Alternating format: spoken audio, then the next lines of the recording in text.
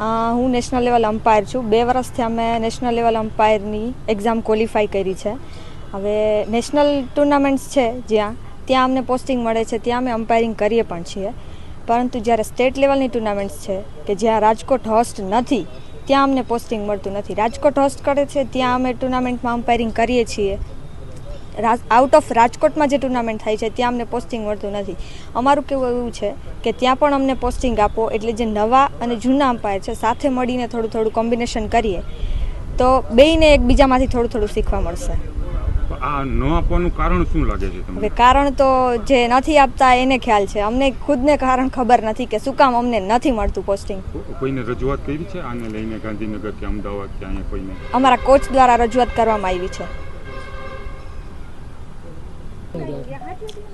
પ્રશ્ન તો ઘણા સમયથી છે કે સૌરાષ્ટ્રના જે કોઈ અમ્પાયરો છે ક્વોલિફાઈડ એમને સતત અવગણના કરવામાં આવે છે.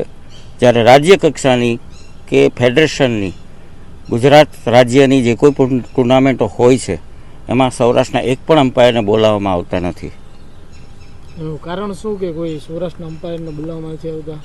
એ કારણ માટે જ અમે મથીએ છીએ. છેલ્લા 5 વર્ષથી 6 વર્ષથી જોઈ રહ્યા છીએ કે લોકલ ટુર્નામેન્ટ અહીંયા જ્યારે રાજકોટ હેન્ડલ કરતું હોય છે ત્યારે રાજકોટ સૌરાષ્ટ્રના અમ્પાયર અહીંયા આપણે બોલાવીએ છીએ. રાજ્ય કક્ષાનો ખેલ મહાકુંભ હોય કે ગમે તે હોય, પણ જ્યારે ગુજરાત સાઈડ કોઈ પણ ટુર્નામેન્ટ થાય છે તો આપણા અમ્પાયર બોલાવવા નથી. કદાચ મારી દ્રષ્ટિએ એવું શકે પ્રાંતવાદ થતો હોય એવું.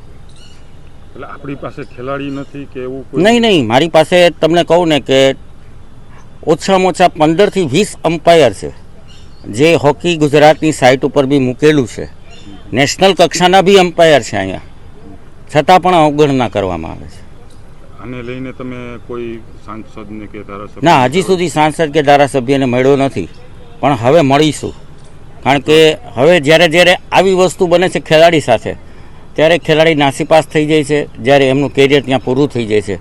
કારણ કે એમને અમ્પાયરિંગ કરવાનો તમે મોકો જ ના આપો કે જ્યારે દિલ્હી લેવલ સુધી બધા વગાડતા હોય છે.